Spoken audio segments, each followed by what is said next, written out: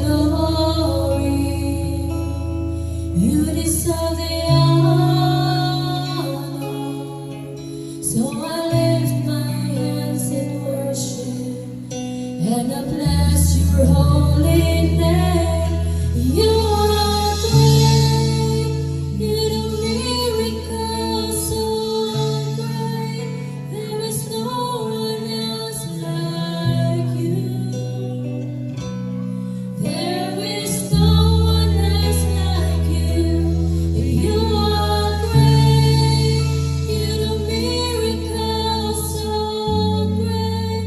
There is no one else like you. There is no one else like you.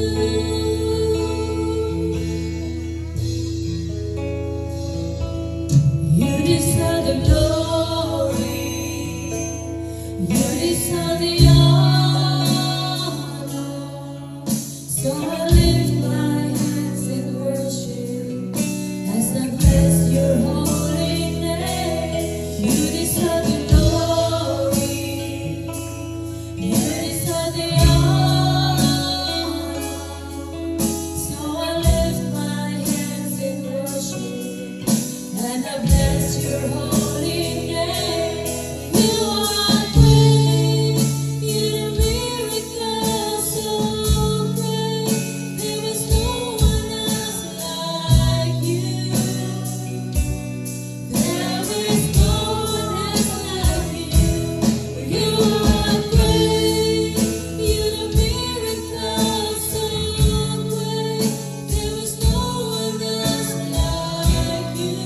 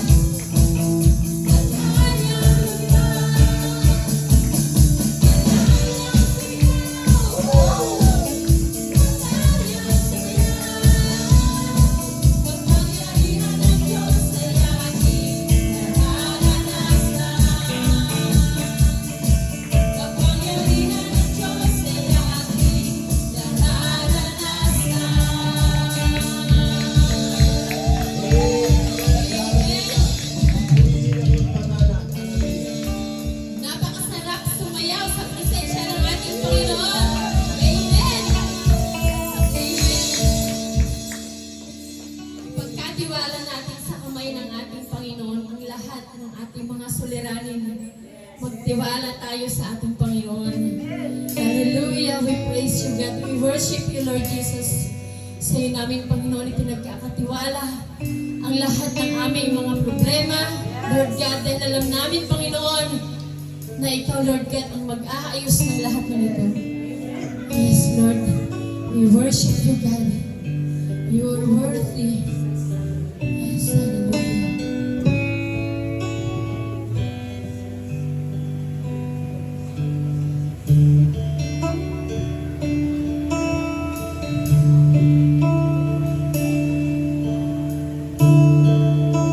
Into your hand I commit again with all I am. For you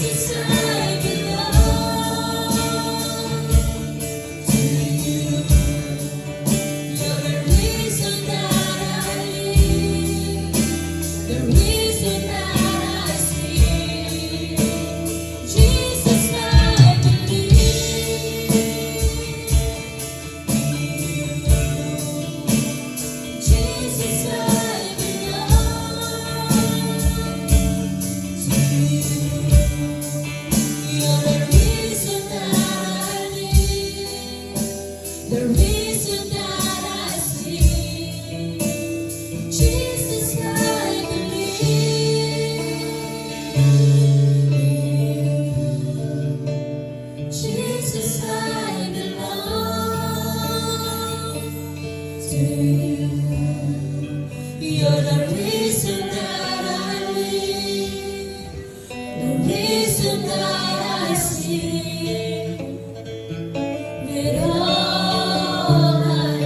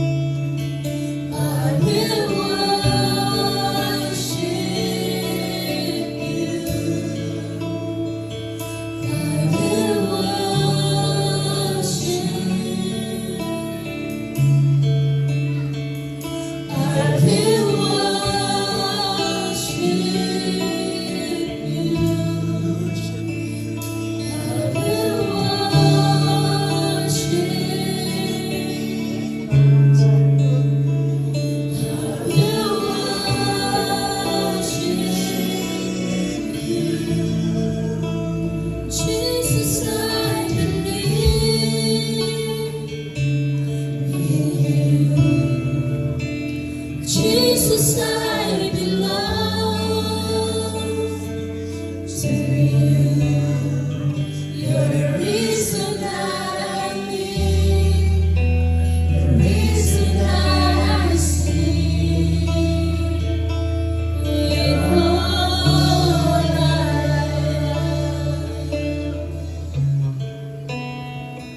with all I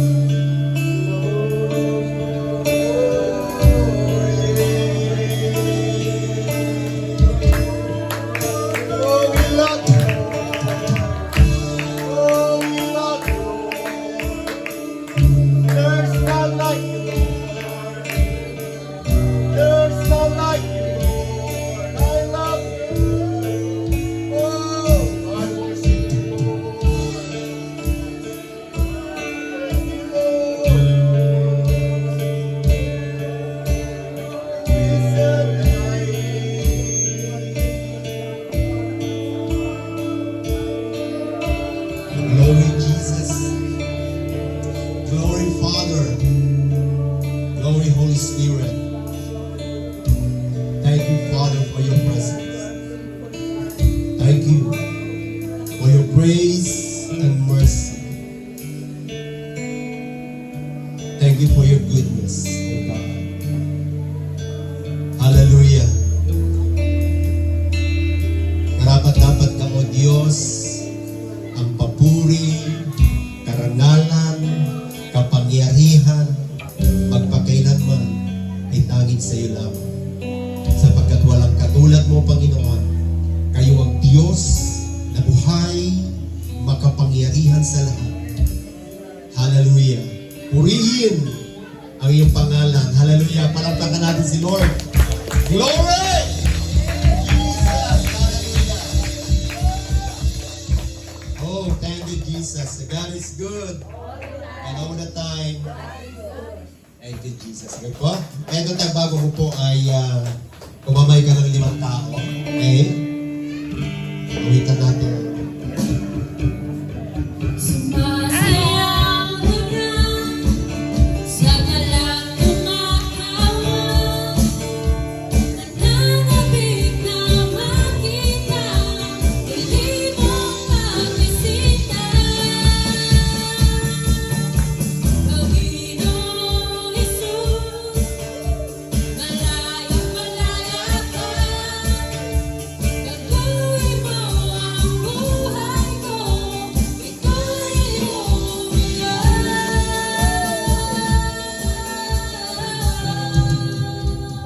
Amen. Hallelujah. Praise. Praise Jesus. Alright. Palagpakan natin ang worship. Oh, thank you, Lord.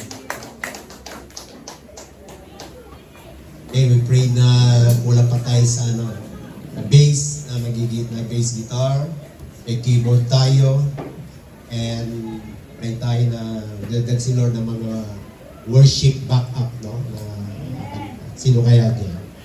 Volunteer. Para ma-train, para practice natin. Okay? So, good morning again. Okay, pumasok na po yung mga nasa labas at kaya mga bata na may nasa labas din sa pila. Alright. Ngayon ay maulang panahon. Amen. Ang kinatatakutan ng maraming Kristiyano. Ang pagbuhos ng ulan. Yun na rin kasi yung the soul of the earth. Hindi ka malulusaw pag umuulan. Amen. Yung sa kata mo, hindi ka malulusaw.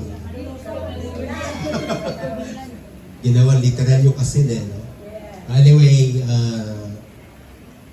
God is good. Ngayong umaga ay ang presence ng Panginoon ay nasa ating kalagitnaan. Kaya tayo nandito ay para sa Panginoon, right?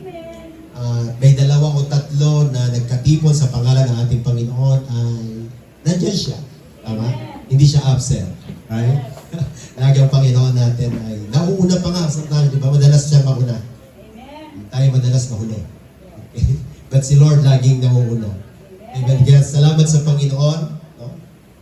Kapag naintindihan po natin, naunawaan po natin yung pagmamahal ng Panginoon, yung ginawa ng Panginoon para sa atin. Yun yung dahilan na malalim sa puso natin. Kaya naibibigay natin ng napakataas na papuri para sa Kanya.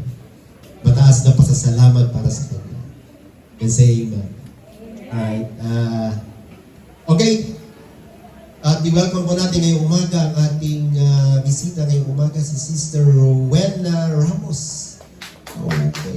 Invite po siya ni Sister Shirley. Palapakan natin ang in-invite at ang nag-invite. Okay? So welcome po kayo, Sister Rowena, dito sa gawain ng ating Panginoon. No? At ang gawain ng ating Panginoon ay, para sa lugar na ito ay wala tayong ibang itinataas, sinasamba, kundi ang ating Panginoon sa Kristo. Hindi tayo nagpo-promote ng religion. Kasi ang religion ay walang daan sa puso ng Diyos. Ang may daan sa puso ng Diyos ay, ang may daan sa puso ng Diyos ay ang relasyon natin sa Panginoon. Okay, galing pa ng Bulacan. Bulacan po, praise the Lord. Kababayan. Kababayan pala. Alright, okay. Sa umagang ito, mag-expect tayo ng mga dakilang bagay sa Diyos. Mag-expect tayo ng mga mabubuting bagay na gagawin ng Diyos. Ano, every time na pupunta tayo sa gawain ng Panginoon, kasi makikipag-fellowship tayo, sasamba tayo, yung puso mo, think like marami tayong mga matinding sitwasyon, may problema, may pagsubok, may mga challenges sa buhay natin. Let's prepare na, ang Diyos ay buhay. At sa Diyos wala imposible, right? Pagpunta mo sa paglapit mo pa lang sa Panginoon, naniniwala ka na may gagawin ng Diyos. Di ba yung babaeng inaagasan for 12 years? No, wala na siyang pag-asa, naubos na lahat ng ari-arian niya, at wala na rin lunas yung sakit niya. Pero one day, nagkaroon siya ng opportunity na makalapit sa Panginoon. Right? Sabi niya, mahipo ko lang ang laylay ng Panginoon. Sabi niya, gagaling ako. Gagaling ako. Gagaling ako. Alam niyo, paglapit pa lang, gumaling nga ang babaeng ito. Amen. So praise the Lord. Ganun po ang faith. Sabi lagi ng Panginoon, pinagaling ka dahil sa iyong pananampalataya. Tama po? Alright. Kaya ngayong umaga po ay naglilingkod sa Diyos na saganang magbigay. Amen? We were serving God or giving God, generous God. Amen? At ang maganda pa sa ating Panginoon, sabi ng James, kapag siya nagbibigay, hindi siya marunong manumba. Di ba? Hindi siya marunong magtuos. No? Kahit yung 10 ketong pinagaling niya, yung siyam di na bumalik, yung isa bumalik. Natuwa yung Panginoon, bumalik yung isa. Pero yung siyam di na bumalik. No, okay lang kay Lord kasi hindi bumalik. Pero sabi niya, mapalad ang tao ito bumalik. Kasi nagpasalamat kay Lord. Right? Yung po ang kinamamanga ng Diyos. Kasi, di ba, yung siyam, pagkatapos makuha yung kailangan, tumakbo na kung saan na naman nagpunta. Anyway, okay lang kayo. Sabi ni Lord, one day, babalik ulit yun. Sabi niya, maranasan niya ang grasya ni Lord. Ang yaman ng grasya ni Lord, no? Ang yaman ng kanyang, yung kanyang puso para sa atin. Tama po? Alright. Okay. In Acts chapter 5, ating basahin po, Acts chapter 5. Alright, dito sa chapter 5 ng Gawa.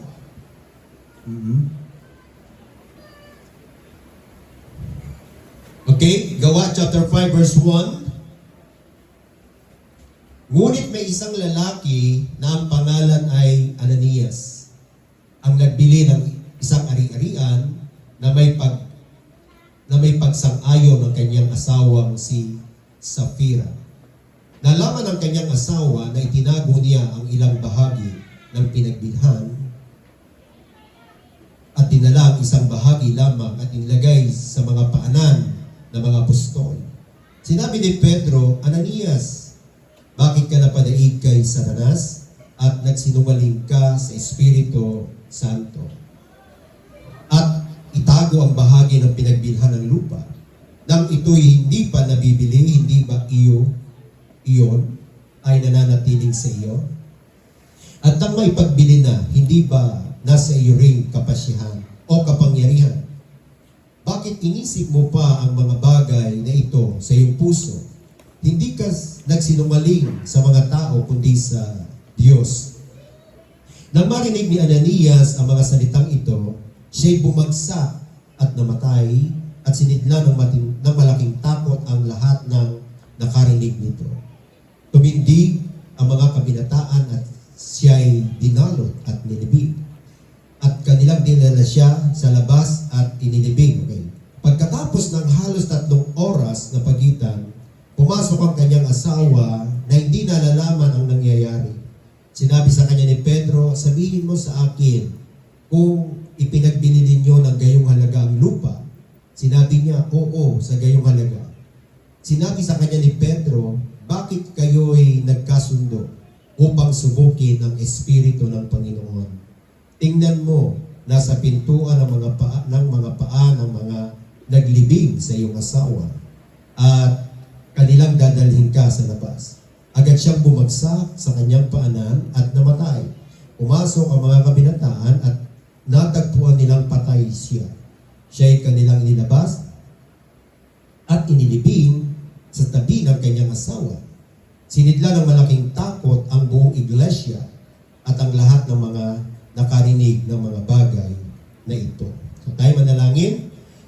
Ama naming Diyos, dakila at makapangyarihan sa lahat.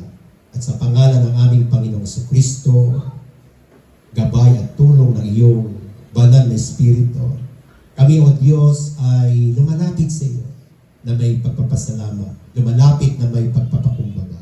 O Diyos, salamat po sa lahat ng kagandahang loob at biyaya ng mabubuting bagay ng iyong katapatan sa buhay ng bawat isa sa amin. Salamat, O Diyos, sa presensya mo, sa aming kalagitnaan, sa pagtitipong ito, Panginoon. Kayo'y buhay magpakailanman. Aming Diyos, kami ay humihingi ng kapatawaran sa lahat ng bagay na aming nagawa, naisip, mga nasalita, mga bagay na aming nagdulot sa iyo, Panginoon, ng kabigatan sa iyong kalooban. Patawarin mo po kami, Panginoon, sa umagang ito.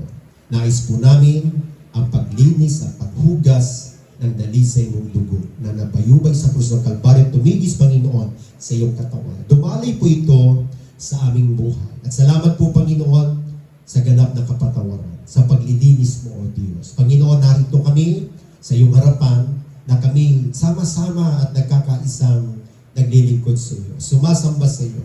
Maraming salamat po, Panginoon, maging sa mga salita mo, pagpalain mo po ang mga salitang ito. Pagpalain mo rin, Panginoon, ang bawat isa, maging ang aming mga sambahayan na hindi namin kasama ngayong umaga sa lugar na ito. Maging ang mga kapatid namin na wala sa lugar na ito, saan man sila, Panginoon, papunta pa lang, O Lord, gabayan mo sila at pag-ingatan. Panginoon, salamat sa iyong salita na magdadala sa amin ng pagpapala, magdadala sa amin ng kalakasan, magpapagaling, magpapalaya, babago ng aming buhay, magpapalakas, magpapatatag ng aming pananampalataya. Purihin ka, Panginoon, ikaw ang madakil at mataas sa aming kalagitnaan. Ito ang aming hiling at panalangin sa tanging pangalan ng aming Panginoong Jesucristo. Tayong lahat ay magsabi ng Amen. Amen. Hallelujah. Oh, glory to God. Okay? So, okay. Kung ating pong yung ating binasa po, no? So, yung gawa, no? Alam niyo po, ang Bible po ay naisulat ay unang-una dahil sa mga karanasan, sa mga, you know, the early church or baging sa lumang tipan na pinasulat ng ating Panginoon sa mga tao, sa propeta, sa mga apostol, ay nabuo po itong ang Biblia po. At ngayon buong buo sa atin ang Biblia. Tama? Walang labis, walang kulang. Kaya sabi ng Bible, huwag natin dagdagan, huwag na natin babawasan. Tama po? Binigay po sa atin ang salita ng Diyos upang maging gabay, upang sapat na ng ating sampalatayana ng ating Panginoong Jesucristo ang siya lamang tanging daan ng kaligtasan. Tama po? Binigay sa atin ang salita upang maging panuntunan natin sa pang-araw-araw nating mga buhay. Tama po? Bilang manual ng ating buhay. And purihin ng Diyos, alam niyo po, ang Biblia po ay noong panahon po nila Pedro, ng mga apostol, hindi pa kompleto ang Bible. Mapalad tayo sa panahon natin kasi kompleto na. Tama? Noong panahon nila, hanggang sa sinulat ni John the Beloved, the Book of Revelation, hanggang sa nakompleto ang Biblia from lumang tipan hanggang bagong tipan, ay doon pa lang nagpatuloy. The Book of Acts, ito po yung gawa ng Espiritu, gawa ng pagkilos ng Espiritu ng Diyos at nagpasimula ang pagtatatag ng iglesia ng ating Panginoong Jesucristo. Ang iglesia ng buhay na Diyos. At pag sinabing iglesia, ito ay mga taong nagtitipon sa pangalan ng ating Panginoong Jesucristo. Ito ay taong nagtitipon na binuo po na lahat ay naglilingkod sa ating Panginoong Jesucristo. Tama po ba? Yun po yung ibig sabihin ng the Church of God, of the Church of Christ, at tayo po ngayon lahat ay bahagi ng iglesia ng ating Panginoong Diyos. Right? At bahagi tayo bilang katawan. Sino ang ulo? Ang ating Panginoong Jesucristo. Kaya, the Church of Christ, the Church of God, ay sa Bible po ay kung paano nung sila nag-isimula po ay kasi ang tingin sa kanila ng may mga religious nag-i-exist na, mga religion na nag-i-exist, tama? Kaya nagpapako sa ating Panginoon ay religion, tama? Akala nila itong iglesia ng ating Panginoon Kristo ay isang bagong relihiyon o isang bagong ang tawag nila ng kulto, kaya ang ginagawa pinapatay nila ang mga Kristiyano noon. Kasi hindi nila alam ang daan ng kaligtasan ay na ginawa ng ating Panginoon Kristo. Yung bagong tipan. Tama po ba? Okay. Kaya dito po sa gawa, kung binasa natin ang aklat ng mga gawa, masasaksihan natin ang kapangyarihan, ang pagkilos ng Espiritu ng Diyos. Tama po? Ngayon po, ang kumikilos po sa ating lahat ay ang Espiritu ng Diyos. Kapag ang mga tao may Kristo, ang mga tao ng ating Panginoon Kristo ay nagsasama-sama, nandun po ang pagkilos ng Espiritu Santo. At maging tayo ay maghiwalay, magkakanya-kanya, nandun pa rin po ang Espiritu Santo. Tama po ba? At yun po yung naglilig sa atin para tayo makapamuhay ng naaayon sa kalooban ng Diyos, makapamuhay tayo na nagbibigay kaluguran sa ating Diyos. Tama po ba? Na siyang nagpapabanal, nagpapatuwid sa ating lahat. Kaya parampakan natin ang banal na Espiritu. Yan po ang ginagawa ng banal na Espiritu sa ating buhay. Siya po ay Diyos. Siya po ay makapangyarihan. Isa po siya sa persona ng ating Panginoon Diyos. Mula sa Ama, sa Anak, at ng Espiritu Santo. Tama po ba? And thank God, salamat. Wala tayo doon sa, na parang hindi tayo tiyak. Pero sa ating Panginoong Yesus, nakatitiyak tayo. Tama po, nandun sa Kanya ang katiyakan. Nasa Kanya ang lubos na pag-asa po natin lahat. Tama? Kaya hindi tayo dinadala ng Panginoon sa isang bagong relihiyon upang makapamuhay uling reliyoso o reliyosa. Kundi makapamuhay tayo na may ganap na relasyon sa Kanya. Na nagbibigay kaaliwan sa puso ng Diyos, nagbibigay kagalakan sa puso ng Panginoon. Yes, amen? Tama po ba? Yung po yung ngayon, kapag tayo nananalangin, ang iyong panalangin naririnig ng Diyos. At yung salita ngayon ng Panginoon, nagiging malinaw sa iyo, yung revelation. Kapag binabasa mo ang kanyang salita. Tama po. And I believe lahat po tayo dito ay nasa pakikipag-isa natin kay Kristo Jesus. But anyway, dito po sa ating kasaysayan ito na ating binasa, kung titingnan natin, bakit nangyari ito in the early church? Bagong-bago ang Kristiyano, kasi itong mag-asawa, si Ananias, tapos si Sapphira, ay maaaring na-impluensyahan sila. Katulad nung ginawa ng mga ibang mananampalataya. Kasi the book of Acts, makikita natin, nung panahon na yon, sila ay nagtutulungan, sila ay nagkakaisa, walang nagugutom, walang kinukulang, lahat na-provide po. Tama? Kasi ang ginagawa ng iba, yung kanilang ari-arian, pinagsasama-sama nila, pagkatapos, yung po yung kanilang nagsusustain sa kanila, sa pangangailangan. Tama po ba? At meron doon po si Bernabe ay gumawa po ng ganung bagay sa harapan ng Diyos at masaya po si Bernabe na gawin nyo. But Ananias and Sapphira may pagkakaiba. Tama po ba? Itong mag-asawang ito ay, tingnan niyo po, pagdating ng verse chapter 5, sabi dito sa verse 36, si Jose, isang Levitang tubo sa Cyprus na tinaguri ang Bernabe ng mga apostol na ang kahulugan ay anak ng pagpapalakas ng loob, ay nagbili o nagbenta ng isang bukid ng kanyang pag-aari at dinala niya ang salapi at inilagay saan? Sa paanan ng mga apostol. Tama po ba? Yung puso ni Bernabe, totoo po, na ginawa po niya ng kusang iyon na yung kanyang isa sa mga property niya, binenta niya para makatusto sa pangangailangan ng iglesia. Tama?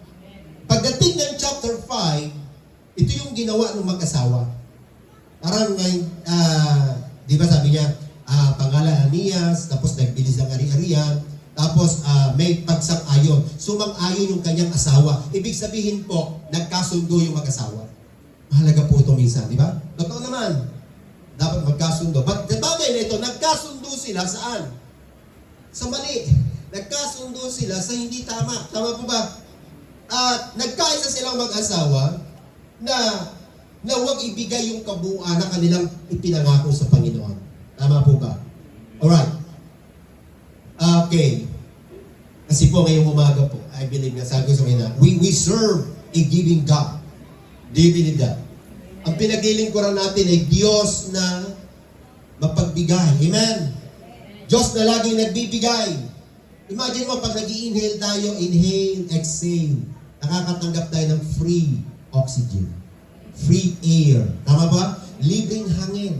Ngayon, magpahangin ka lang ng gulong sa vulcanizing 5. Di ba? Hindi lang titigas ang gulong mo pag wala 5 Gs. Tama? But dahil blessing natin, doon pa lang libre-libre na nalalanghap natin. Na-enjoy natin. Hello? Kaya pag hindi ka nga nag-excel, mamamatay ka. Kailangan ibigay mo rin. Pag tumanggap ka, pag hindi mo yan ibinigay, subukan niya, tapos ka. Di ba? Kailangan inhale, kaya inhale. And exhale. Masarap ba? Inhale, exhale. Okay. In the Hebrew word kasi ng ating Panginoon, the Hebrew word ng ating Panginoon Diyos, the full name ay Yahweh. No? But the original Yahweh is W-X and W-X. Wala siyang ang tawag dito yung ang tawag sa letter na yan? Vowel, wala. Kaya, yun talagang word niya. Di ba? Yeah. Di ba, remember Jesus Christ, sabi niya, aking espiritu sabi niya dun sa cross, di ba? Right? Ano yung bagong sigla pag pinanganak? Diba ganun yung mga baby? But yung taong mamamatay din po. Di ba? Pag na yung taong mamamatay, pinaka-last breath niya, ano?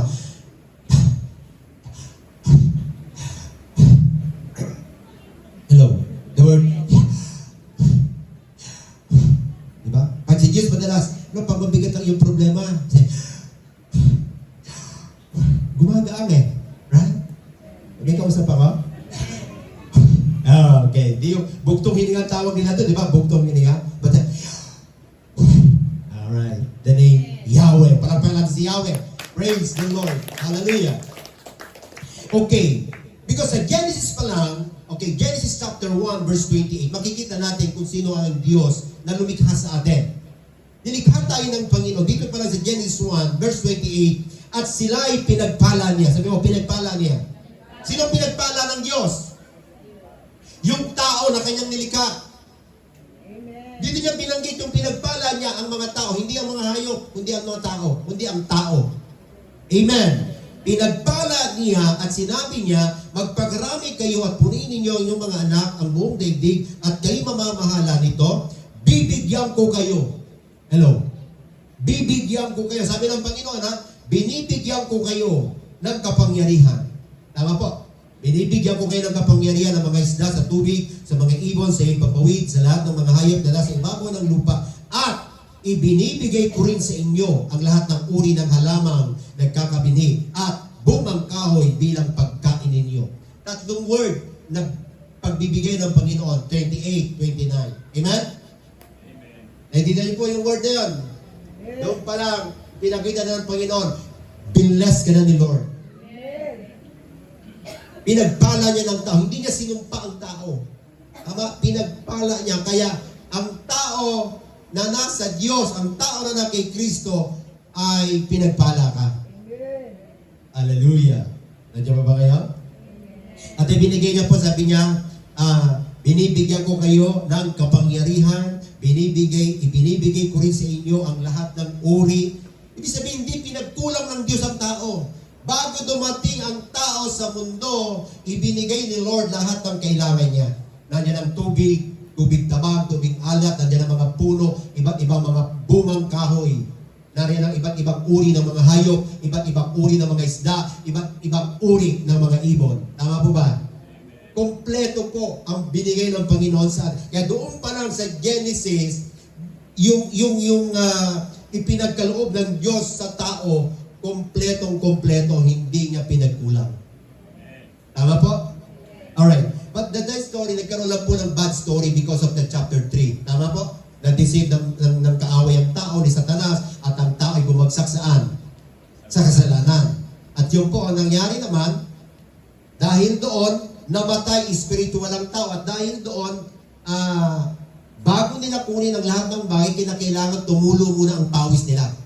Tama? Yun po yung nangyari. Bago ka makakain, kailangan pagpawisan ka muna. Pero noon, hindi po. Ipinrovide ng Panginoon. Tama po?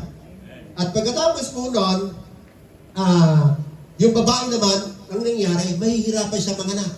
Tama po ba? At pagkatapos po ko na yung ahas, dating tumatayo, nagsasalita, ngayon gumagapang na siya at kumakain na alip. Yun po yung diablo. Tama po ba? But the good thing, meron po ngayong magandang bagay ngayon sa Panginoon natin, ito po yung ating papasok doon kung paano tayo muli nagkaroon ng pagbabalik na relasyon natin sa Diyos. Alam niyo ba na ibinalik ng Panginoon? Okay, makikita natin yan. Alright. Kasi ang sabi ng awit 115 verse 16, okay? Ng ating Panginoon ay sabi niya dito, si Yahweh, ang Panginoon, ang may-ari ng buong, sangkalangitan. Siyang may-ari. Agree po ba tayo dyan? Samantalang ang daigdig, tinan niyo po ang kalangitan ay pamamahala ng Diyos. Psalms 115 verse 16, ang kalangitan ay nasa ilalim nasa kapangyarihan ng Diyos, but ang buong daigdig, makikita natin dito, sa tao niya ibinigay. Sa atin ibinigay. Ibig sabihin, nung ibinigay ng Panginoon sa tao ang buong daigdig, sabi niya, kayo nang mamamahala dyan. Kayo nang mangangalaga dyan. Tama? Ipinagkatiwala na ng Panginoon. Kaya tawag sa atin lahat ay katiwala. Pinagkatiwalaan tayo lahat ng Diyos. Tama po ba? Alright. Kaya makikita natin dito, ang buong daigdig, samantalang daigdig sa tao niya ibinigay. Okay? Nakita natin doon? Yung ibinigay sa atin ay lahat ng bagay na nasa mundo ito. Tama po ba? Hanggang dito lang yan. Tama po ba? Pero yung mga bagay sa langit, yun po yung mga pagbagay na nasa pamamahala ng ating Panginoon Diyos. Alright? But dito sa daigdig, habang tayo nabubuhay, mai-enjoy mo, makukuha mo, makakamit mo, ano bang meron dito. Tama-tama. Kaya pag tamad ang tao, hindi mo kukuha. Tama din, di ba? Pero sa mga taong nagsisikap, nagsisipag, kasi nang sabi ng Panginoon kay Adan, inilagay ng Diyos si Adan para doon ay gumawa. Di ba? Siya ang nagtatanim siya, tama? Okay? Alright. Kaya lahat po nung inaani po ng tao. Tama po ba? That's the principle, the Bible principle. Okay. Chapter number 3, awit 113. Makikita natin dito. Kahit ang babaeng imposibleng magkaanak, kayang pagkalooban ng Diyos ang anak. Tama po? Kasi ang anak ay regalo ng Diyos. Ang anak ay bigay ng Diyos. Tama po? Hindi yan lang sa magkasawa kasi maraming magkasawa hindi magka. But sinasabi ng Bible na 127, ang anak ay galing sa Diyos. Amen. But dito sa 113 verse 9, sabi niya, ang babaeng baog, pinagpapala niya, binibigyang anak para lumigaya. Hello, but si Sarah, baog. Tama? The story of Sarah and Abraham, si Sarah po ay baog for hanggang 99 years. Hindi siya nagkaanak. Tama? But pagdating ng 99 years old, ibinigay ng Diyos si Isaac. Imposible po yun. Di ba? Pero nakuwang ibigay ng Diyos sa ilalim ng kanyang kapangyarihan. Tama po ba? At yun yung pangako ng Diyos kay Abraham. Hello? Eh wala imposible sa Diyos. Kahit baog, kaya niyang bigyan ng anak. Ibig sabihin ng baog, patay na yung kanyang ovary, patay na talaga, wala nang doon. Pero kayang buhayin at bigyan ng Panginoon. Kasi amen? Alright, kasi ang mga taong sa ilalim ng medisina at agham o mga pag-aaral, hindi talaga pinaniniwalaan ang tinatawag na yung miracle ng Panginoon. Hahanapan nila ng mga bagay na patutunayan nila na walang himala, walang pagkilos ng Diyos, right? Pero sa Bible, punong-puno ng himala. Naniniwala ka na Diyos ay punong-puno ng himala? Imagine mo, paggising mo lang na umaga at ikay nagising, himala na yon. Tama?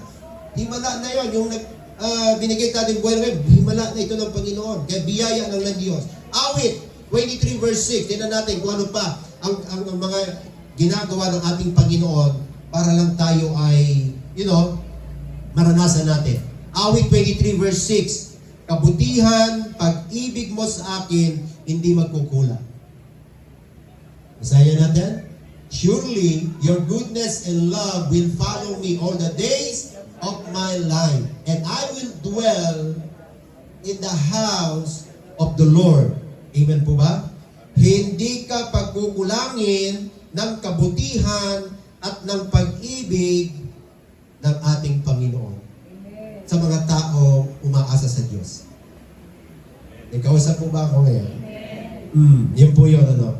Kaya habang tayo ay nabubuhay, sabi niya, magpakailanman, no?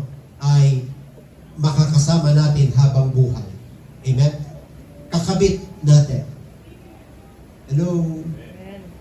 Kaya po yung faith mo nakatuon doon sa pangako ng Diyos. Kahit na nangyayari sa'yo, hindi maganda ngayon, hindi okay ngayon, hindi mabuti ngayon, parang, you're feeling, nakikita mo ngayon, nararamdaman mo ngayon, pero may sinabi ang Panginoon, ang aking pag-ibig at ang aking kabutihan ay hindi magkukulang sa iyo habang buhay na makakasama mo. Anong naniniwala ka ba? Kahit nasa ilalim ka ngayon ng sakit at karamdaman, pero ito'y pangako pa rin ng Diyos sa atin. Tama po ba? At doon tayo nagkakaroon ng malaking pag-asa dahil sa mga salita ng Diyos. Tama po ba? Okay. Tingnan niyo po yung kagandahan loob na ibinigay lahat ng Diyos sa atin. Pamilya, bigay rin ng Diyos. In Genesis pa lang, the original itinatag ng Panginoon ay pamilya. Right? Si Adan at Eva. Pagkatapos, nagkaroon sila ng mga anak. Amen? The good things, nakita natin, lahat po yon ay provided ng ating Panginoon. Lahat po yon ay pinagkaloob sa atin ng Diyos. Okay, kahit noong tao ay nagkasala, di ba sa chapter 3 nagkasala ang tao? Nabigo ang tao, bumagsak ang tao dahil saan? Sa kasalanan? Alam niyo ba, nag-provide uli ang Panginoon para doon sa tao? Pero si Lucifer, ang mga anghel ay nagkasala, pero wala siyang provision para sa kaligtasan nila. Tama po, 3/4 of angel, kasama si Lucifer. No? The dark angel of the siyang ngayon naghahari sa sanlibutan ito. Lahat po sila. Kaya galit na galit ang demonyo sa ating tao. Galit na galit siya. Kasi imagine mo, nagkasala si Lucifer. Nagkasala si Adan. Pero kinahabagan ng Diyos si Adan. Nakuha niyo po yan? Kaya inggit na inggit si Lucifer, si Satanas, sa mga tao. Kaya ngayon, ang ano ni Satanas, ang kanyang layunin ngayon, ang tao na minamahal ng Diyos, isasama niya kung saan siya pupunta. Kasi may lugar na pupuntahan si Lucifer. Anong lugar pupunta ni Satanas? Ang impyerno na nilaan ng Diyos para sa kanya at sa diablo at sa mga demonyo. Pero dahil sa galit ni Satanas sa tao, isasama niya ang mga tao ito. Hello? And thank God, hallelujah, isa ako sa tinubos ng Panginoon. Na dati yung isasama na ni Satanas, pero salamat sa Lord, niligtas ng Panginoon dahil sa biyaya ng Panginoon. At ilang na ng Panginoon, lahat ng tao ibig niya maligtas. Kasi alam ng Diyos na ang ginagawa ni Satanas, na ginawa niya, lalasunin niya, dayain niya ang tao, alam niya, nasa ilalim ng kanyang kapangyarihan. Kaya ang ginawa ni Jesus, tinubos niya ang tao sa kasalanan.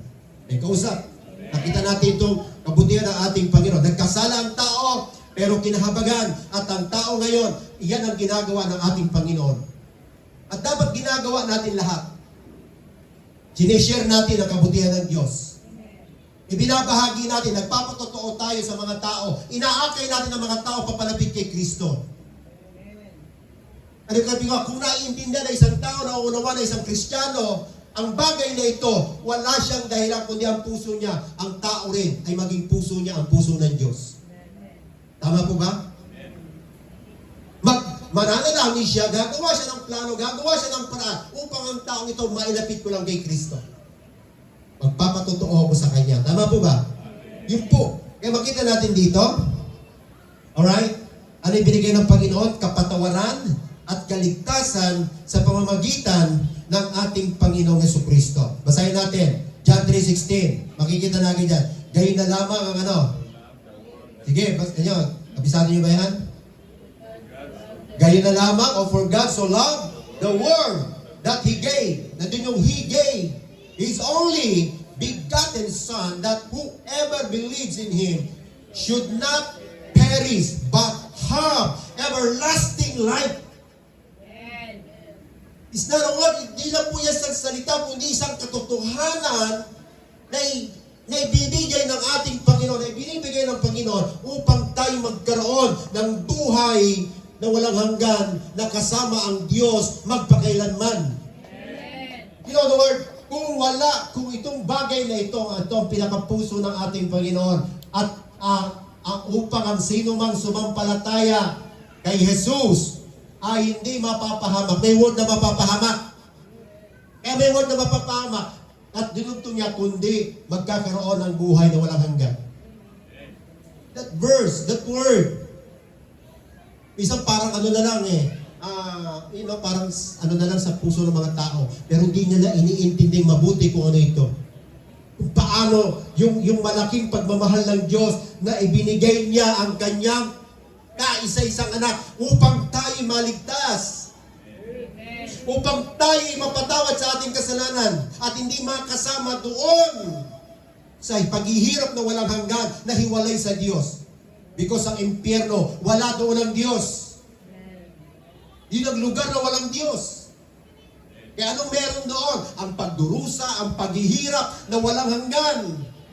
Ang paghihirap natin dito sa mundo, pagdurusa, maikling panahon lang eh. Tama. Maiksing panahon lang. Pero yung binibigay ng Panginoon ay pangwalang hanggan. You know, in Romans chapter 5 verse 8, makikita natin, ngunit pinatunayan ng Diyos ang kanyang pag-ibig sa atin nang mamatay si Kristo para sa atin nung tayo makasalanan pa. May kausap po. Nagkasala si Lucifer, nagkasala ang mga anghel, nagkasala si Eva at si Adan, lahat tayo galing kay Eva at kay Adan. Binhi ni Adan. Tama? Pero dumating ang ating Panginoong Yesus na nagkatawang tao. Bakit siya nagkatawang tao? Kaya na kailangang may mamatay. Kasi ang Diyos hindi mamamatay. Kaya ang ginawa ng ating Panginoong Diyos, magkatawang tao para siya mamatay. Yung inihingi ng kabayaran ng kasalanan na kamatayan ay inako ni Kristo para sa atin. Para lang tayo magkaroon ng buhay na walang hanggan. Hallelujah! Alagpakan natin ang ating Panginoon. Glory, glory Jesus. Nakita niyo yung saganang pagbibigay ng Diyos sa atin? Ang mga tao ngayon, nililibak ang Diyos. Hinahamak ang Diyos, nilalapastangan ang Diyos. Tuwa pa ang mga tao pag sinabi, ang ating bansa talagang walang Diyos. Godless country. You know? Godless country. Nung umulan ng apoy, nung masusunog na yung country nila. Kasi walang Diyos. Anong meron? Di apoy. Kaya huwag mo idideklara sa buhay mo, sa pamilya mo, sa anak mo. Hallelujah. Dapat lagi mong dinideklara sa buhay mo, sa pamilya mo, sa anak mo, trabaho mo, negosyo mo. May Diyos na makapangyarihan sa lahat. Amen. Hallelujah. Amen. Oh, glory. Kasi pag sinabi mo walang Diyos, tinanggal mo yung protection mo. Ikaw na mismo nag-alis ng protection mo. Ikaw na mismo nagtanggal. Hindi ang Diyos. Kasi kinagpas mo na. Tama po ba? You know, hallelujah. Oh, great. Thank you, Jesus.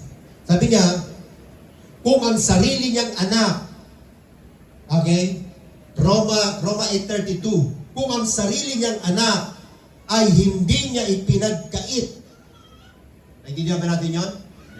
Yung sariling niyang anak, si Yesu Kristo ito, ay hindi niya ipinagkait o pinagmadamot sa atin. Sa halip ay binigay para sa ating lahat. Tama po ba? Hindi lang po ito para sa ating, kundi for God so loved the world. Para sa lahat. Pero bakit maraming tao hindi maliligtas? Maraming tao mapapahamak, maraming tao pupunta sa lugar ni Satanas, sa lugar ni Lucifer. Dahil tinatanggihan nila yung regalo na ibinigay ng ating Panginoon. Walang bayad na ibinibigay, pero binayaran ng napakalaking halaga. Hindi libre, kundi binayaran ni Jesus ng napakalaking halaga. May kausap po ba ako? Ano yung bakit inuulit-ulit ito? Kung maintindihan po natin ito, at naunawaan natin ito, hindi ka magiging makasarili. Hindi ka magiging maramot. Hindi parang ikaw lang at ikaw lang. Wala kang pakialam sa paligid mo. Wala kang pakialam. Hello? Kung meron, Kung yung ating ang Panginoong Diyos, ang laki ng pagmamalasakit sa atin. Ginawa niya yung paraan, kasi wala na siya, hindi niya pwedeng ipadala yung anghel. Dapat anghel na lang pinapadala niya, dapat. Pero hindi niya pwedeng gawin yung anghel kasi hindi kayang ganapin ng anghel yung hinihingi ng kaparusahan. Hello? Hindi rin pwedeng ikaw. Lalong hindi ka pwedeng ikaw. Tama po ba? Pero ang ginawa ng ating Panginoong Diyos, ng ating Ama sa Langit, yung sarili niyang anak, nasa napupunan niya ng kanyang sariling anak. Ang kanyang salita na nagkatawang tao na sinasabi sa Bible. Tama ba? Yun yung salita ng ating Ama. Yung kanyang salita na nagkatawang tao para sa ating mamagitan. Oh, hallelujah. Kaya ang kaligtasan ay nandoon sa kanyang anak. At ang buhay na walang hanggan ay nandoon sa kanyang anak. Tama po ba? Wala sa magagaling na nagpapagaling ang mga reliyon sa mundong ito. Nagpapaligsa ang mga reliyon kung sino ang mas magaling, kung sino ang mas tama, kung sino ang mas maayos, kung sino ang mas disiplina. Lahat po yan hindi papasa sa harapan ng Diyos. Kasi yun lang sarili niyang anak na naging karapat-dapat at naging masamyong handog, nakatanggap-tanggap para mapawi ang galit at ang puot ng Diyos. Kasi may galit ang puot ng Diyos. Bakit? Galit ang Diyos sa kasalanan. Pero mahal niya ang mga makasalanan. May kausap pa ako? Saan galit ang Diyos? Sa kasalanan. Yun ang kinamumuhian niya. Pero kung makasalanan, mahal ng Diyos. Kaya nga, gayon na lamang ang pag-ibig. Sabihin, may pag-asa tayong lahat. Ang buhay natin sa mundong ito, hindi pang walang hanggang, may hangganan ang buhay natin. Huwag mo sabihin, malakas ka, marami kang vitamins na iniinom. Huwag mo sabihin, napaka-healthy mo, napaka-ano mo. O ang dami mong gamot na sinusupply sa katawan mo. Hello! Pag dumating na yung panahon na tinakda ng Diyos para sa alin sa mundo ito, wala ka na magagawa, tapos na. Naniniwala ka? Tapos na yun. At yung pagtatapos ng ating buhay, at pagdating mo sa kabilang buhay, wala nang pagsisisi. Wala nang pagsisisi. Kahit magsisi ka pa ng magsisi, hindi ka na pakikinggan ng Diyos. Kasi ito yung panahon ng Diyos nakikinig pa sa atin. Ito pa yung panahon.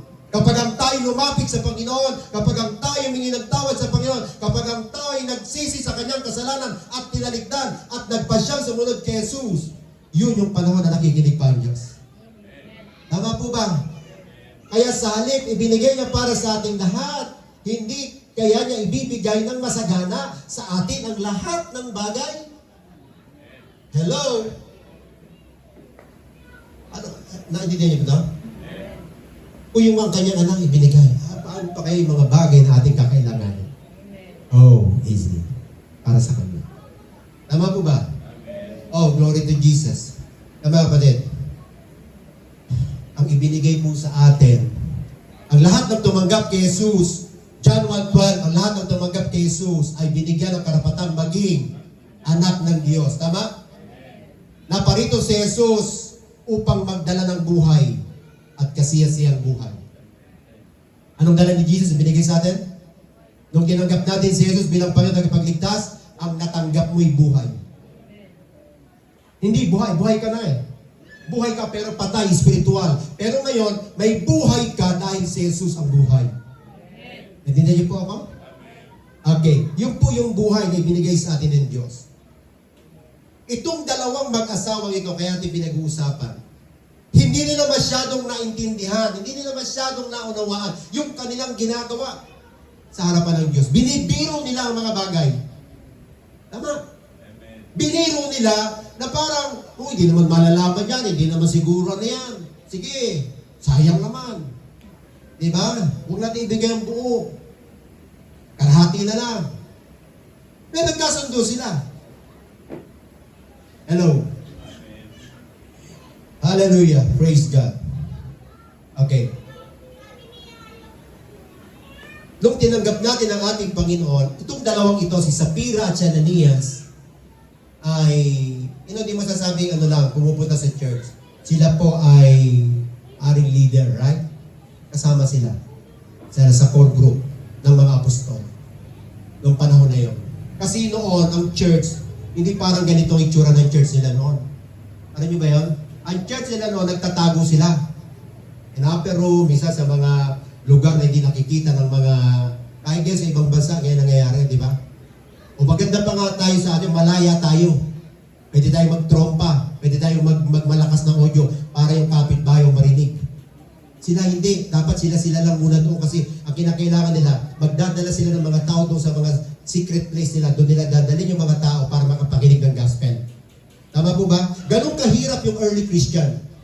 Pero sa atin sa Pilipinas, napakapalad po natin mga Kristiyano. Kasi malaya. Tama po ba?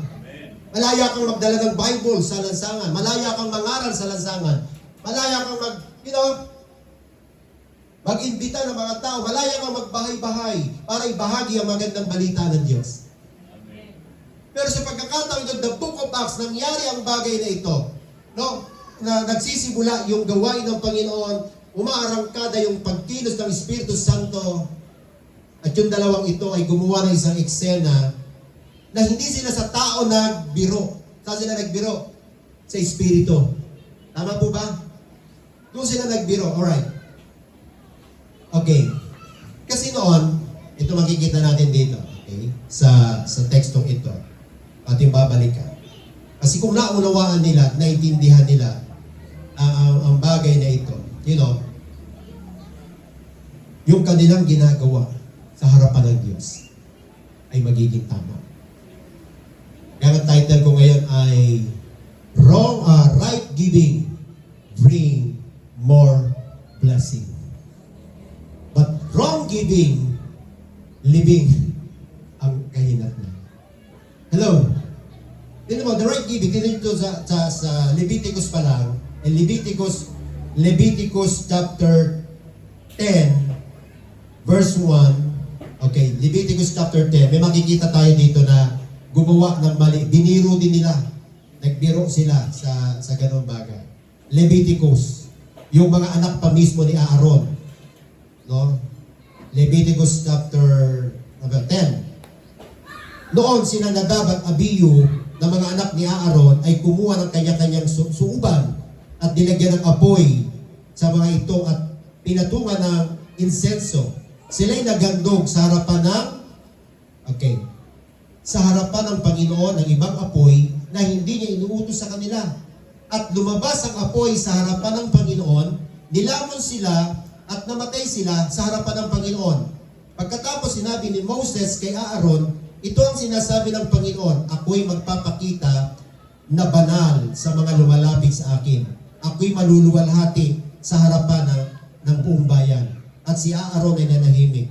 So tinawag ni Moses si Misael at si Eselpan na mga anak ni Israel. Alright. Ano makikita natin dito? Maling na ginawa nila sa harapan ng Panginoon, ano nangyari?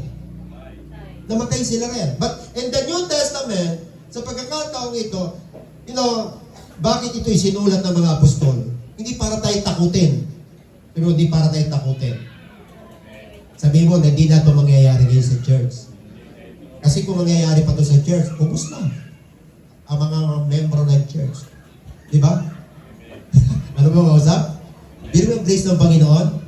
Pero noon, ipinakita lang ng Panginoon at nangyari ito sa dalawang mag-asawang ito na naramdaman para lang itong yung mga nasa paligid nila magseryoso. Maging totoo sila. Tama po ba? Ba't na? Wala nang ganito ngayon. Na pag mali yung pagbibigay mo, may mamatay ka na agad. Hello?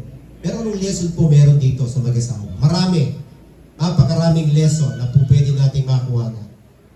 Okay? Unang-una, itong dalawang ito, okay, ano ginawa nila? Nagkasundo sila, yung pinagbilan, di ba kanila pa rin yun? Tama? Nung bago sila magdesisyon, kanila pa rin yun. Nung maibenta na at hawak nila, kanila pa rin yun, tama? Nasa kanila pa rin yung desisyon. Tama ba? May kausap ako. Okay. Kaya sabi ni Apostol Pedro, Ananias, bakit ka nagpadaig kay Satanas at nagsinungaling sa Espiritu Santo at itinago ang bahagi ng pinagbilan ng lupa. Okay, si pinaliwanag doon.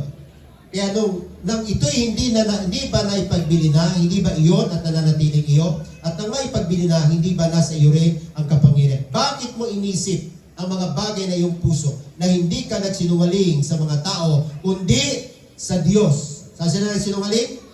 Hindi sa tao, hindi kay Pedro. Okay, hindi rin sa anghel, kundi sa Espiritu at sa Diyos. Nang marinig ni Anias ang mga salitang ito, siya'y bumagsak at namatay, sinidla ng malaking takot lahat ng nakarinig nito. Tumindig ang mga kabinataan at sila'y binalot at kanilang dinala siya at labas at sila'y inilibing. Okay, tingnan mo mabuti yung kanilang yung parang yung kanilang pagtitipon. Parang wala pa sila noong hindi pa yung yung worship team. Diba may music ministry, may kanyang ministry. But during this time, ang ministry na meron, ano po? Living ministry. Ano yung ministry, mga living ministry? Sila yung mga taga-living. Di ba? Kasi alam niyo po sa Israel, kapag ang tao po namatay, nadab ng Muslim, kapag ang tao po namatay, hindi po uso yung binuburon. Hindi uso yung pinaglalamayan. Kailangan bago lumubog ang araw, na ilubog na yan. Tama po ba? Kaya nga si Jesus nung binaba sa krus, di ba? Pagbaba niya sa krus, pinunasan lang at pagkatapos nilagay na sa isang yungib at doon ay nilibing niya. Tama po ba? Okay, nilibing ang ating Panginoon. Ito rin itong si Ananias at Sapphira, nung bumagsak, yung mga kabinataan ng ministry ay maglibing. Okay, inilibing nila. Tama po ba? Okay, hallelujah. Praise the Lord. Kaya makikita natin dito, yung magandang lesson, na yung kanilang pananampalataya, yung kanilang ginagawa sa Panginoon. Okay. Biniro nila or hindi sila naging tapat sa kanilang sarili. Hindi naman ang Diyos, tawag dito, hindi ang Diyos ay naghahanap lagi, kundi ang hinahanap ng Panginoon. Alam niyo ba kaya nga relasyon? Tama ba? Ang hinahanap ng Panginoon, yung puso mo, yung buhay mo, ay maging totoo sa Panginoon. May kausap ako. Di lang ang gusto ng Panginoon. Pero yung mga bagay, sabi nga niya, ang buong daigdig ang Diyos ang may-ari. At yung mga bagay sa mundong ito, ibinigay sa tao. Di ba? Di ba yung mga may-ari ng bukid o palayan, pasakay, pag may tenant dyan, hindi po pwede yung may-ari talaga na pinagkatiwalaan din yung may-ari ng kanyang, yung tenant na yun, merong may may-ari no. Pero nilagay lang sa doon para mamahala. Pero yung tenant, ano gagawin? Magbibigay siya doon sa may-ari, yung portion, right? At yung portion na yun, nasa sa kanya. Pwede nga niya dayain yung may-ari eh. Sabihin niya, ay, ang napisar lang, ito lang, di ba? Pero ang talagang napisar niya, malaki. Pwede yung lokohin yung may-ari at mapaniwala yung may-ari. Tama po ba? May kausap. Okay, sa bagay na ito, hindi alam ng mag-asawa, ang akala nila ang kanilang pwedeng ay si Pedro. Hindi yung si Pedro. Si Pedro tumatayong apostol. Tama po ba? Kundi yung Diyos, yung Panginoon, yung Espiritu ng Diyos na kanilang tawag dito, na hindi sila naging tapat. Tama. Ginakita natin. Glory to God. Nilibing si Ananias. Pagkatapos dumating si Sapphira. Sapphira. Pangalan pa lang, Sapphira na. Di ba, Sapphira? Mas minahal ang pira kaysa Diyos. Ano niyo sabi ng yan? Pagkalagay mong anak sa 1 Timothy chapter 6 verse 9. 1 Timothy 6:9. 1 Timothy chapter 6 verse 9. Ano sabi niya?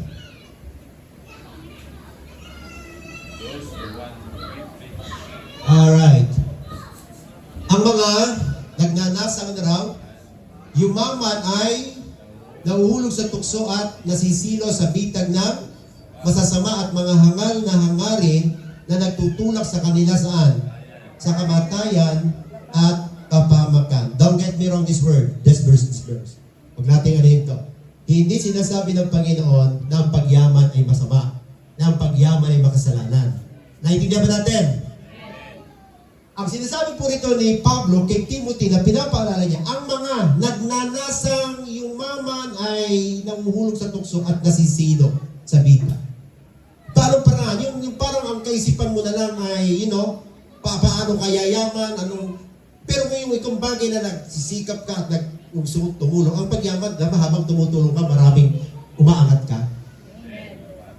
Pero yung marami kang kinukurap, marami kang dinadaya, para lang magulangan mo yung mga tao, para lang malinaw mo, para yung income, tumataas yung kita mo. Nagiging po yun? Pero yung mga taong kaisipan, ang gusto niya, marami siyang matulungan. Iba po yun, hindi yung pagyaman. Ang gusto niya, marami siyang matulungan, yung meron siya ngayong resources, gagamitin niya, magtatayo ako ng ganito, magtatayo ako, mag-ahayal ako ng mga tao. Marami kang matutulungan. Pero yung mga tao na yun, hindi mo dadayain. May kausap? Hindi mo siya lolokohin. Pero yumayaman ka, alam mo ba yung mga tao na yun sa paligid mo, na po pwedeng magpaangat ng buhay mo? Pero ito po sinasabi po rito, yung po pwedeng mahulog na walang inisip kundi ang pagyaman kung paano yayaman, ay gagawa na ng kapamaraan niya. Paano niya dadayain, paano niya kukupitan, paano siya magkukurap. Diba? Ang pinakamatinding magnanakaw ngayon sa ating bansa, mga naka-Amerikana. Naka-barong. No? Small time na lang yung millions ngayon, billions na ngayon na pinag-uusapan. Hello? Kaya pag pumunta ka ng PhilHealth, wala ka ng PhilHealth. Pilit na lang, pilit. Pilit ka na lang sisingilin. Pilit ka na lang magbabayad. Wala ng PhilHealth, kundi puro pilit. Pilit kang magbabayad, pilit kang, maghahanap ng mauutangan. Pilit, wala na yung PhilHealth. Dati PhilHealth, meron kang di ba? Yung healthcare mo, ang problema. Hello? Ba't na ano nangyayari? Because of corruption. Because of greedy. Because of, di ba? Spirit po yung mga yan. Ito po sinasabi niya ni Timothy. Huwag nating mamalit, di ba? Ang ano nga ng Panginoon, pinagpala ka, ang gusto nga ng pagyamanin ka. Hindi ka maging mahirap. Kasi iba pag pinagyaman ka ng Diyos, right? Hinurtog sa gimaman. Iba natakot na, Itama mo lang yung puso mo. Hello? Ay, kasi may kasunod to, verse 10. Yan, verse 10. Sabi ng verse 10, alright, sapagkat, nasa niya, basa, ready, 1, 2, 3. Sapagkat ang pag-ibig sa salapi ay ugat ng lahat ng kasamaan. Dahil sa paghahangad ng yumaman, may mga taong nalalayo saan? Sa pananampalataya at nasasadlak sa maraming kapigatian. Yun ang nangyayari talaga. Kaya ba, dahil sa pagmamahal o pag-ibig sa salapi, hindi masama yung salapi. Kasi yan nagpapaikot ng di ba? Sa ekonomiya, yung currency na umiikot, kung anong meron tayo. Di ba? Nasa peso currency tayo, di ba? Yan nagsacycle. Kaya, ang pag-ibig, ito'y marahil ang nangyari sa mag-asawang ito. Yung labis na kanilang, sila nangako, pero natukso sila. Tama po ba? Hindi na sila nadadali nyo, di man binanggit, pero ang ginawa nila, hindi nila ibinigay ng buo. Tama po ba? Alright, kaya ano naging resulta? Nasadlak sila, ayun po, maraming mapapalayo sa Panginoon, sa pananampalataya. Kaya nga yung ibang yung mga ibang mga sobrang pag-ibig sa salapi, hindi lalapit sa Panginoon, maghahanap yan ng mga religion na sasangayon sa kanila. Kahit magnako ako ng bilyon, pupunta lang ako doon sa simbahan na yun, hihingi na ako ng tawad, okay na. Tapos babalik ulit ako, magnanakaw ulit ako. Pupunta ulit ako doon sa simbahan na yun, hihingi ulit ako ng tawad. Pinatawad na. Ang feeling niya, pinatawad na siya. Hello? Kasi the true repentance, ang tunay na pagsisisi, makinig. Ano tunay na pagsisisi? Yung pagbabago ng isip, pagbabago ng puso. Tama? Kaya nung si Zaccheo ay makilala ng Panginoon, pinagsisiyan niya, sabi niya, yung kalahati ng aking kayamanan ay pamamahagi ko sa mahirap. At kung may nadaya ako, may naloko ako, ibabalik ko ng ilang beses. 4 na beses, di ba? Nabago ang puso ni Zaccheo. Nabago ang isip ni Zaccheo. Right? Di katulad ng isang binatang mayaman, sabi ng Panginoon, kung ibig mong maging ganap, sabi niya, ipagbili mo yung kayamanan, pagkatapos sumunod ka sa akin. Pero malungkot na iniwan ng Panginoon. Ibig sabihin, ang buhay ng mayamang ito ay nandoon sa kayamanan niya. May kausap po ba ako? Huwag nating mamamali ang bagay na patungkol sa pagyaman, patungkol sa pananalapi. Walang masama po dyan. Kasi yung pera, wala namang isip yan eh. Ang nagkakaproblema sa pera, kung sino yung may hawak. Dapat yung pera, ang kinokontrol mo, hindi yung pera ang kumokontrol sa'yo. May kausap. Alright. Kaya itong nakikita natin dito, from the wrong offering, ang nangyari, libing agad. You know what? Dito ako magtatapos. Sa 2 Corinthians. 2 Corinthians 5. 2 Corinthians 9. Para maintindihan natin itong pinag-uusapan natin. Right giving, more blessing. Amen? But the wrong giving, pinakita na ng Panginoon, example siya, kung paano siya magbigay. May kausap? Sino ibinigay na sa atin? Yung the treasures of heaven. Yung pinakamahalaga sa puso ng Diyos. Para lang sa atin. Tama po ba? At ang binigay niya, unblemished offering. Walang kapintasan na handog. Unblemished. Yung katanggap-tanggap talaga sa harap ng Panginoon. You know, the story of Ananias and Sapphira, sa panahon natin ngayon, wala nang taong mamamatay at babagsak sa wrong giving. Pero, listen to this. Maraming pwedeng mamatay na nakakonect sa ating buhay. Tama?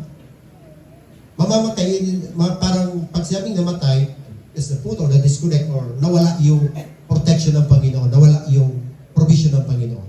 May kausap? By the wrong giving. Ito lesson, pinagkikita ron. 2 Corinthians 9:7.